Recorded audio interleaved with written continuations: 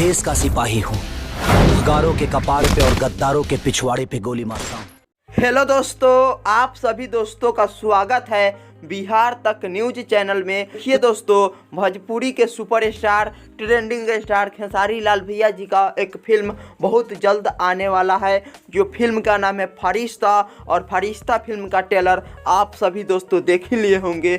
इस फिल्म में मेन किरदार के रूप में काम कर रहे हैं भोजपुरी के superstar trending star Khesari Lal भैया जी। और ये फरिश्ता फिल्म एक भोजपुरी फिल्म होगा।